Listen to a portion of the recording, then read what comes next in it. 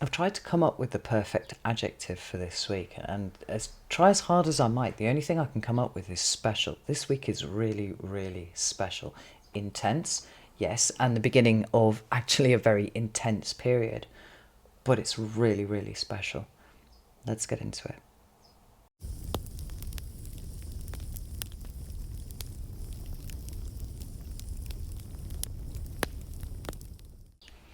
Happy Monday, everyone. I hope you're well.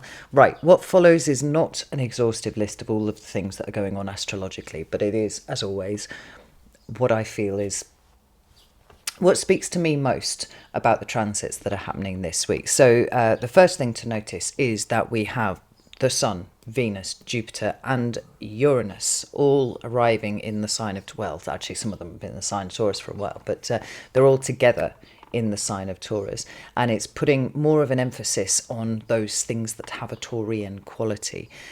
We have notions of home, money, land, comfort, growth. Grounded resolution of problems is what I've written down here. I feel like Taurus is a very solution-oriented sign, and that's quite important, certainly important for the cards that we've got down on the table. So I really, really like the confluence of this energy here, all appearing in the sign of Taurus, because it's, what starts in the dark starts to see signs of growth when we hit Taurus season, right? The shoots are really starting to break the surface of the earth, and from here things begin to build up a kind of momentum that might have been kind of lacking in the last couple of months. I like that very much. We also have Mercury, which actually, stationed direct and went direct last week, coming out of its retrograde shadow. My parting gift from Mercury retrograde was to discover that all of the May readings that I had done, with the exception of Scorpio, had no audio whatsoever. So rather tediously, I'm having to re-record those, but it's fine. My partner suggested that maybe I should just release those for people who lip read. Maybe I should. I don't know. I'm not. I'm going to re-record them. So just be aware that the shadow period is going on for another week or so, and the energy is still winding down. So there is still the possibility of communication issues, transport issues, all that sort of thing. But for the most part, it's starting to settle now. Mars moves into Aries, which is wonderful. I am very, very excited about that, because Aries is the home sign of Mars, and so he's much more happy there than he is in the sign of Pisces.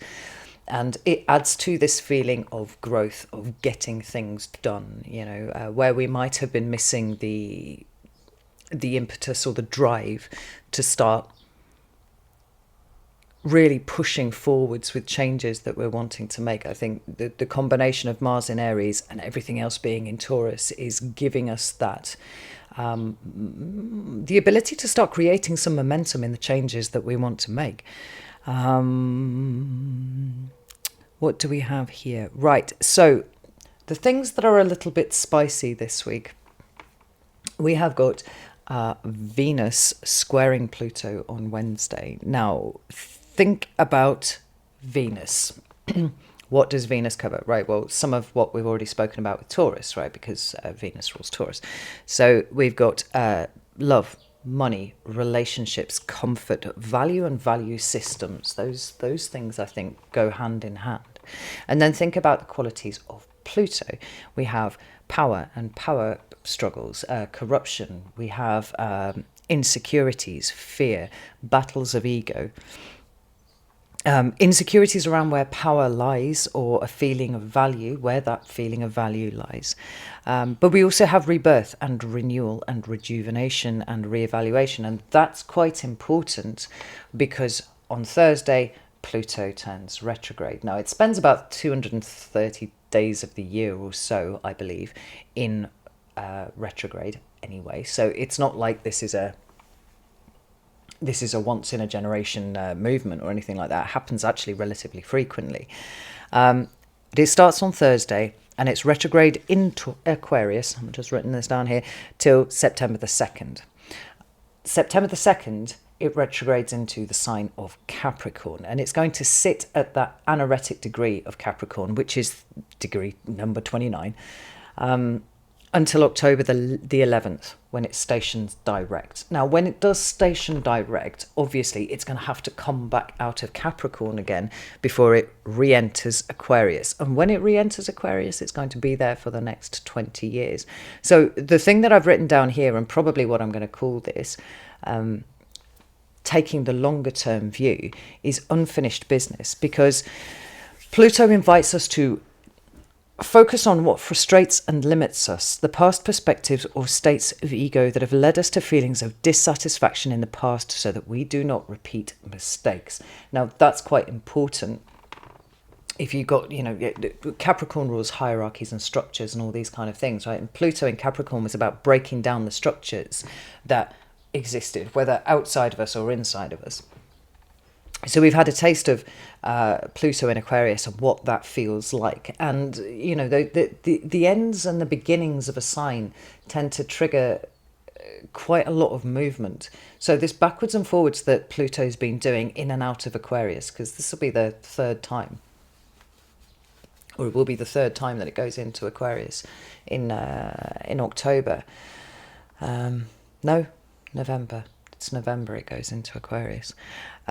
It's showing us what's left to break down, what's left to face, almost, right? So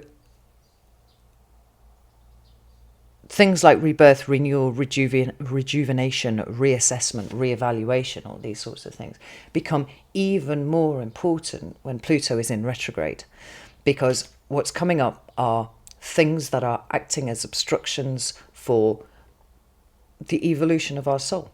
Because that's what Pluto's concerned with.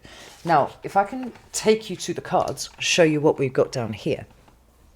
I was quite interested in this because all 5 cards came out in one big glut. It's not like I had to keep going for cards, and I was like, oh, okay, let's have a look, see what this is. And it feels to me like it perfectly describes the power of this week. It is pretty intense in some sort of ways, because if we felt a little bit like we've had the foot on the accelerator and the brake at the same time, the engine's been revving, but we haven't really been going anywhere. Mars moving into Aries is absolutely taking our foot off the brake. Let's get the right way around. Taking the foot off the brake. It's like, everything's ready. Everything's here for you. It's time to start moving forwards. Now, it's a strange thing to say when we've got a planet going into retrograde, but everything else is pushing forwards. It's like we've had quite a bit of time to start thinking about the changes that we want to make. I think everybody is in a state of adjustment and a realignment to where they want to be versus where they are. And we can see this playing out here. We've got the Strength card here, or the Force as it is known, and it really does feel like part of the accelerator pedal. We've got the other part of the accelerator pedal here with the Tower. But it's about having the courage to actually make good on what it is that you've been trying to align yourself to for a while. Now, these could be changes that you're making in your material world. And I feel like for most people, that is actually what we're talking about. One of the things that I really love about this Spirit Keeper's Tarot is this Tower card here. Now, if you've spent any time listening to my videos, you'll know I have an extremely personal relationship with the Tower. But it's called here material and spiritual colliding. And I like that, because when we talk about changes happening internally, then beginning to create changes externally, it's not because the universe drops things on your lap. It's because you are turning to face your destiny. You're turning into the kind of person who is actually going to achieve your dreams, right? The things that you've talked about this a lot, right, with the resolutions versus intentions and whatnot. Resolutions fail because we just try and transplant ourselves as we are into a new version of how we live our lives without actually changing anything about us at all. If it's intention, it's much more about turning into the person who is going to make those kind of changes, like take those risks, have the courage to change. And what are we changing? We're changing any way in which our own basic needs right now are not being met. Like this is Mercury in Taurus, but we've got those Taurian themes. So we're like, what is it in your material environment? What is it in your internal environment? What is it in your emotional environment that is not meeting your needs? And what changes this week are you being asked to really step into and be brave about in order to make the spiritual and the material collide? It's a really, really strong week of change, but the Tower gives it, it could give it this quality of being sudden and shocking. But I feel for most people, it's about the material coming into the collision with the spiritual, the collision with the, not even the fantasy, but the intentions that you've been trying to set for the last few months. It's about really changing things this week. It's about acting as if they are already happening and making it so, quite frankly. But everything that I was saying about Pluto retrograde, I feel comes in here. We've got the Queen of Cups, who is always about compassionate observation, right? She's about forgiveness and love and receptivity. And that's a huge thing. I mean, for a lot of people, part of what Pluto may be uncovering is where we do not feel like we are worthy of receiving, right? We see it here. So we don't create that for ourselves. Like, this whole week is about leaping over the impediments that we have set for ourselves by way of our, rather limited view of the world and, how important we are in it and whatnot, and the extent to which we can affect change of any sort, and go, actually, I think I am worth investing in myself in this way. I think I am worthy of receiving assistance from the universe or otherwise, and I'm open to doing that. And we have the Ace of Pentacles here. Now, the Ace of Pentacles is, for me, always a point of attention. And this is really important, because when we've got the spiritual and material colliding as we do here, what we've got are the new shoots. We've got the seeds that are being planted, and it's like now's the time to start paying attention to those things where we did not before. We got the, a hugely spiritual side of things here, with the High Priestess being at the bottom of the deck. I mean, this whole reading is about the material and the spiritual colliding, and colliding in the best way possible, right? Colliding to create growth, rather than something being of fantasy, right? Being something that is a pipe dream. It's like, do you want it enough? Now is the week where things start to align enough that you can go get it. In the meantime, the unfinished business of Pluto in Aquarius retrograding and then retrograding into Capricorn is about eliminating any of the last obstacles and obstructions that are getting in the way of you not only achieving your goals, but turning into who you are supposed to be, so that you do live this life here that you have created for yourself, with no excuses and no hesitation. It's bravery and courage all of the way, and it is supported. Now, like I said, don't know if I did say, actually, Pluto in retrograde really does support introspection, and it's radically honest introspection. So if you're coming up against issues and challenges, being able to be discerning about whether this is a sign that you're going the wrong way, or whether this is a trick that your ego is playing on you to try and keep yourself small. Like, this retrograde energy will help you do that. And I think busting out, I would put it that way, busting out of the rut that we have all been in for a very long time starts here. And the braver you can be about it, and the more material you can make,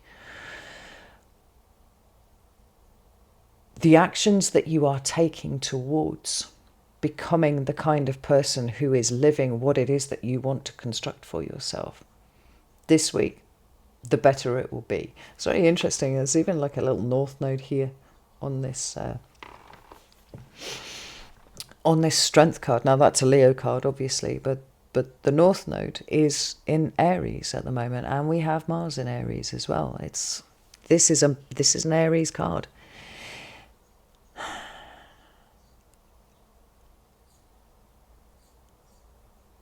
It's a Scorpio card, actually. I might just correct myself. It is a Scorpio card, but it's ruled by Mars because Mars was the original ruler of Scorpio before Pluto was discovered. I'm going to stop twittering on here. It's a highly material week, but it's a highly spiritual week. And wherever possible, you want those collisions of the material and the spiritual to be happening.